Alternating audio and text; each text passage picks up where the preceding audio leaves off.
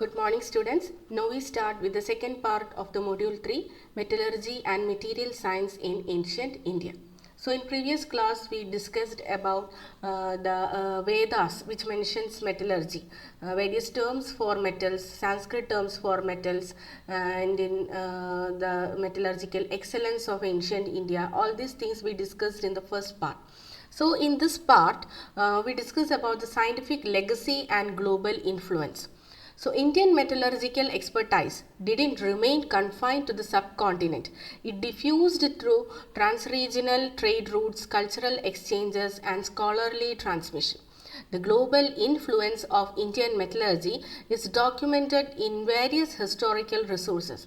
In previous lecture we have already told that Arab travelers mentioned steel as Fulad al-Hind. So Arabian and Persian scholars during their medieval period, they played a crucial role in transmitting Indian metallurgical knowledge to the Islamic world. So renowned travelers such as Al-Baruni and Al-Kindi documented Indian steel and chemical knowledge in their writings. So we have already described told the Arabic term for steel, that is Fulad al-Hind. You should note that it becomes this Fulad al-Hind or the Indian steel, it became a standard reference, and Indian crucible steel was highly prized in regions such as Persia, Damascus and Turkey. And next comes the influence on Europe. So Indian iron and steel entered Europe through trade, that is via Silk Road, and later colonial networks. The British colonial officers and metallurgists during the 18th and 19th century recognized the superiority of Indian iron, particularly in the Deccan and southern regions. And several British East India Company reports praised Indian iron's resilience and quality, leading to its use in construction, railways and armament manufacturing in the early colonial period. However, colonial policies later suppressed indigenous industries in favor of British imports. That all things we discuss later. So first, what is the influence of Indian steel on Europe? So next comes Southeast Asian exchanges. Indian metallurgical and alchemical practices also spread to Southeast Asia, especially in Cambodia, Indonesia and Thailand.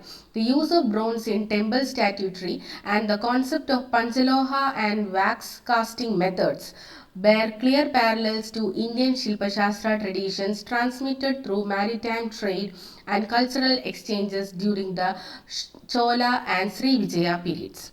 Knowledge loss, and next comes the colonial disruption. While Indian metallurgical practices thrived for centuries, the arrival of colonial powers brought a sharp decline. The introduction of British blast furnace technology and the devaluation of artisanal production system disrupted traditional economies and led to the marginalization of hereditary craftspeople. Many oral traditions and manuscripts were lost and native metallurgists were pushed to economic peripheries. So all these things, why the decline and disruption of ancient metallurgy happened, we will discuss in this section. Okay. So let's start. The decline and disruption of ancient metallurgy, particularly in the context of India and broader pre-industrial societies, was a process driven by colonial economic policies, technological shift and the destruction of traditional knowledge system. While Indian metallurgy, including the famed wood steel and advanced zinc distillation, flourished for centuries, it faced a sharp decline starting in the 18th and 19th century. That is during the British colonization started. First key points regarding the decline and disruption is of course the colonial economic policies and market undercutting import of British goods. The British colonial administration implemented policies designed to turn India into supplier of raw materials and a consumer of British finished goods. That we all learned during our school days, that they recognized India, or they considered India into as a supplier of raw materials and as a consumer of their goods, their British finished goods. So this is one of the key points regarding the decline of our Indian metallurgy. Next is cheaper alternatives. The influx of cheaper mass-produced British iron and steel produced using modern blast furnace technology undercut the market for Indian iron and crucible steel. Disproportionate taxation. Native smelting units and blacksmith guilds faced heavy restrictions, high taxes and competition from imports making traditional production economically unviable. Next point is disruption of traditional knowledge and socio-economic status. Loss of intellectual heritage. Valuable Sanskrit, Tamil and Prakritic treatises were ignored or lost.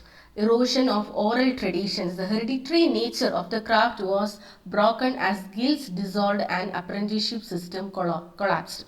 So in the previous lecture we discussed how these traditions, how this knowledge was transmitted, that is transmitted through oral technique. So this is one of the decline reason, erosion of oral tradition.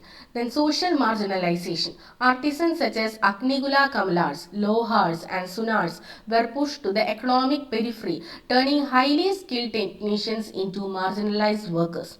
Eurocentric view. British administrators often viewed traditional knowledge through a reductionist lens, labeling it unscientific or purely ritualistic, which diminished its perceived value. The third reason is resource and environmental constraints. Forestry policies. British Forest Act restricted access to charcoal, a crucial raw material for traditional small-scale smelters.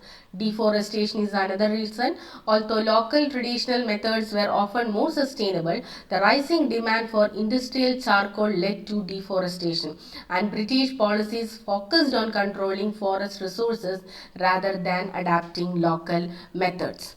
The fourth point is technological and political shift disarmament. After the Indian Rebellion of 1857, the East India Company ordered the destruction of many Indian weapons and workshops, shattering the production of high-quality wood swords. Inability to compete is another reason. Traditional bloomeries and small furnaces could not match the speed and volume of European industrial production.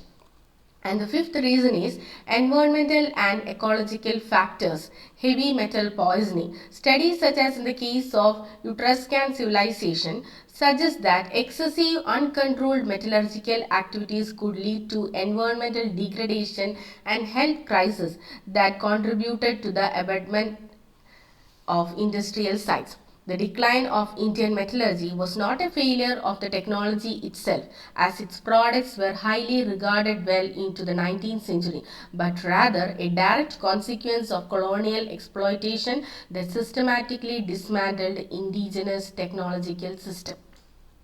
So in this section we discussed the reasons for decline of Indian metallurgy, how our Indian metallurgy flourished and how it declined. So in the previous lecture also we discussed about the flourished period of Indian metallurgy, the different terms used for different metals, gold, silver, iron, all these were considered as sacred metals, and how this knowledge systems was passed and some of the metallurgical excellence of ancient India. And in this section we discuss the decline of the Indian metallurgy. Hope you have all understand all these topics. Thank you.